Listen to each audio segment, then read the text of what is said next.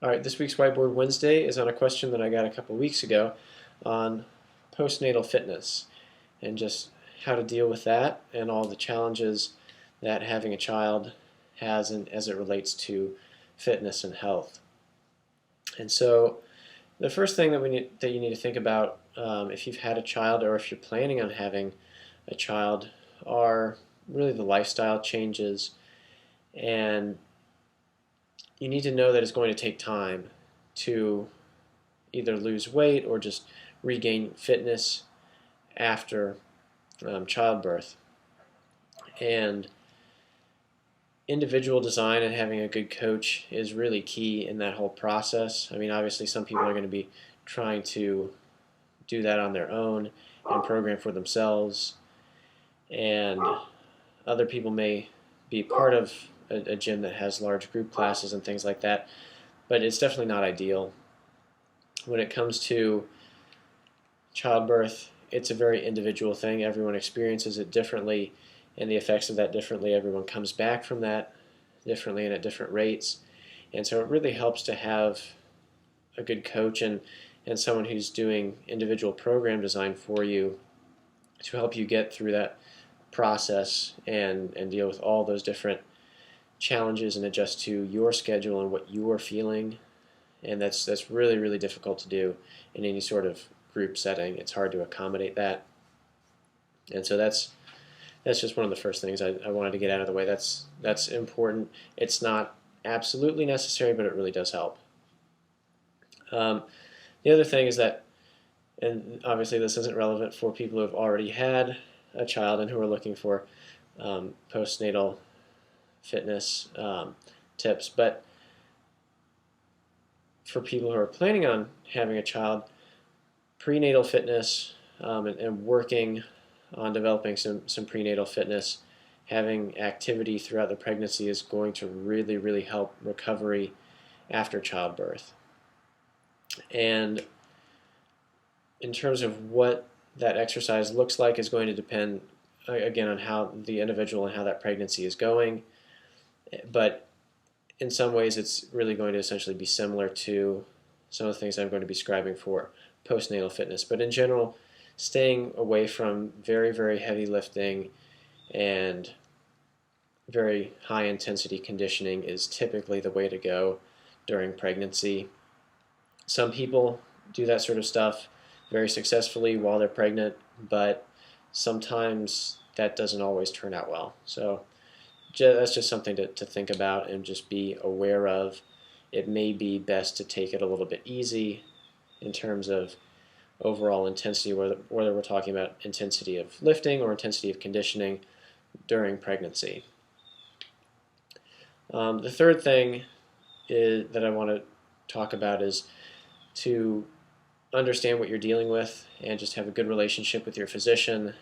And if you have a coach who's dealing with this stuff one-on-one, or even if it's a coach in a group setting, make sure you let them know how you're feeling. Let them know if there were any sort of complications during the pregnancy, or whatever the effects of that are.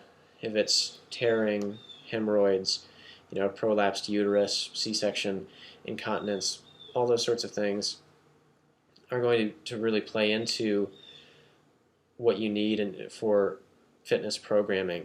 And so be open and honest with your coach about that, or if your physician is the only one and you're just programming workouts for yourself, have a good relationship with your physician and let them kind of guide you through that process a little bit in terms of what to do and not to do. The next thing is really just understand your priorities and what those are, and understand that it's going to take time. Don't just expect everything to get back to normal very quickly. It's different for each person. Someone may get back to pre-pregnancy fitness levels very quickly. Some may not. Some may lose weight pretty quickly. Some may not. And so just be aware of that. And you don't need to go into the gym every day trying to beat the crap out of yourself and set PRs.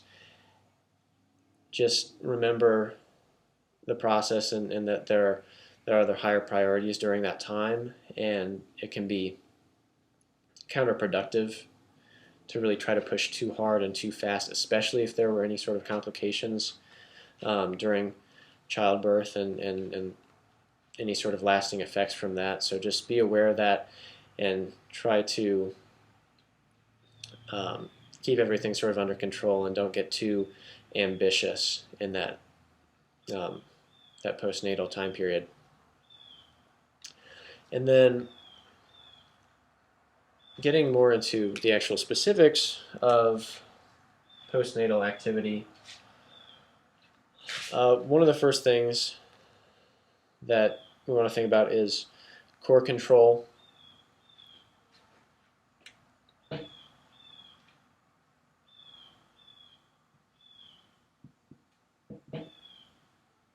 We want to think about motor control.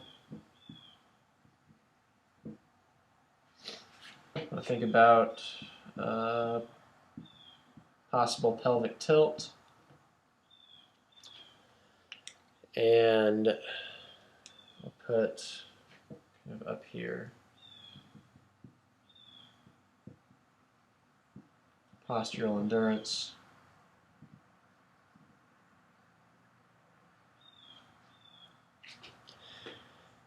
And let's see.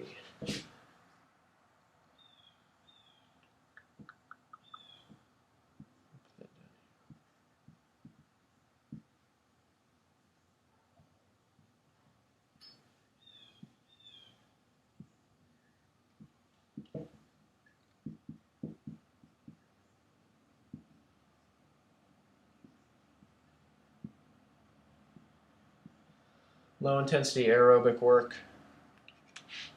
And we want to think about complications like incontinence, because that can be fairly common. And things that we want to avoid, like I kind of mentioned with fitness during pregnancy, we want to avoid excess tension. So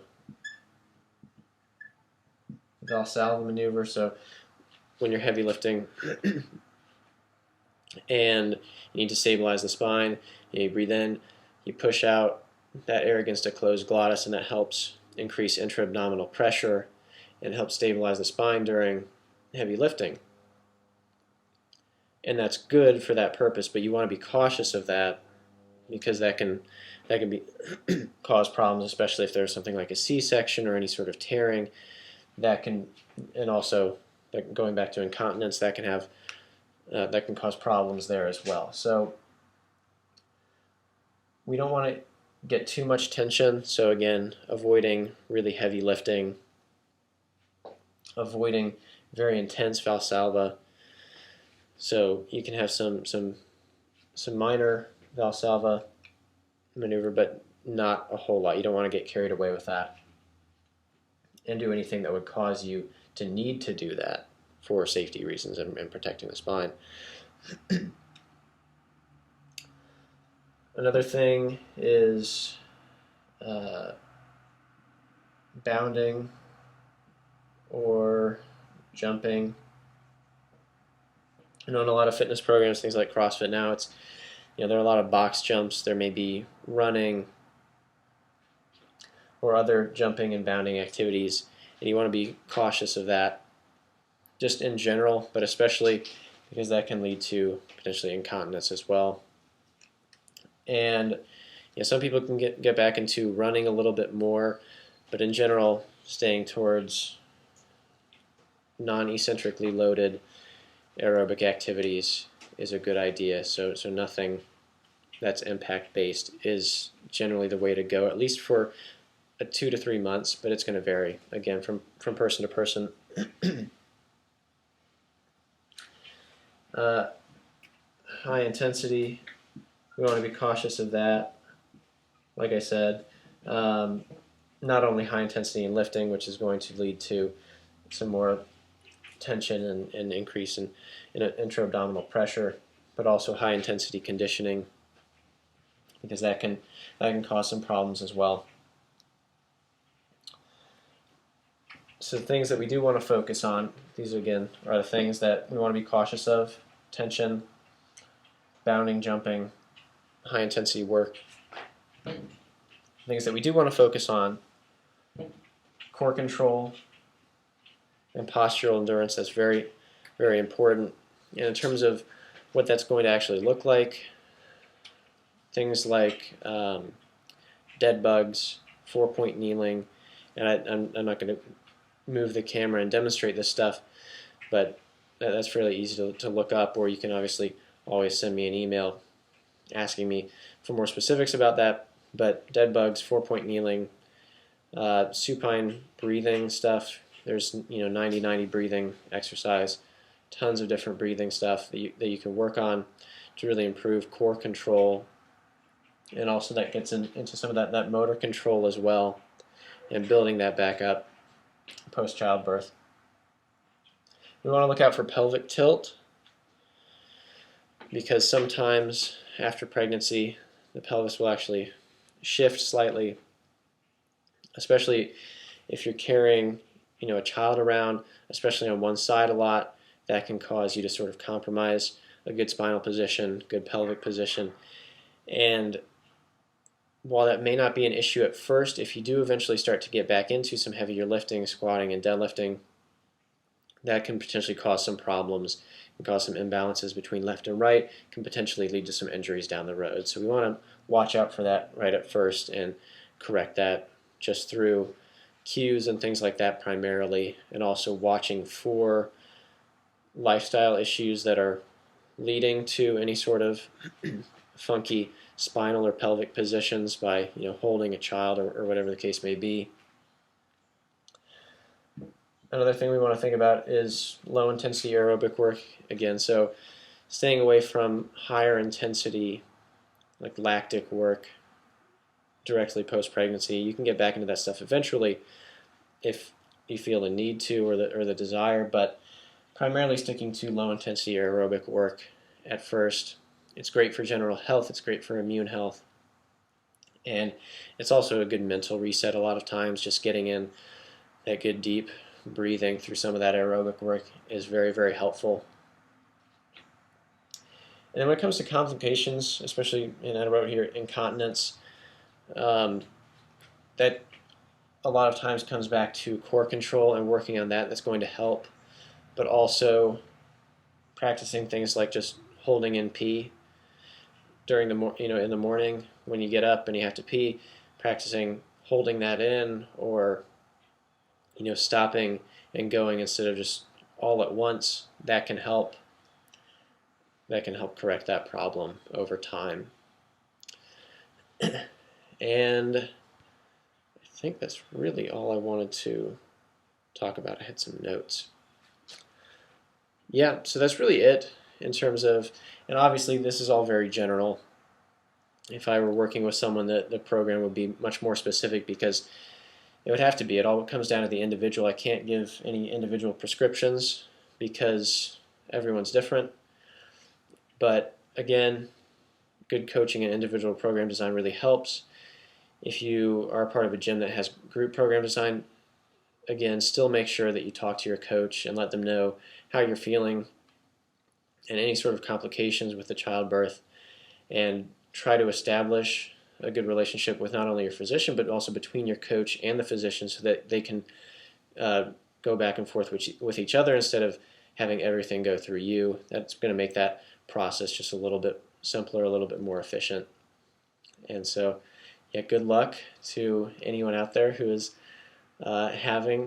is going to have a child at some point, or who already has. It's definitely an exciting process, and it's something that can be very, very wonderful, but at the same time very challenging. So, and as always, I'm here to answer questions. You can send me an email, jonathan@comprehensivestrength.com. You can leave us, comments on the Facebook video, on the video on Facebook or on YouTube, or send us a message on Facebook. Any questions that you have, just let me know, and I'll try to get back to you as soon as I can, which is typically pretty soon. I'm pretty good about that. But yeah, so just let me know if you have any questions, and we'll see you next week.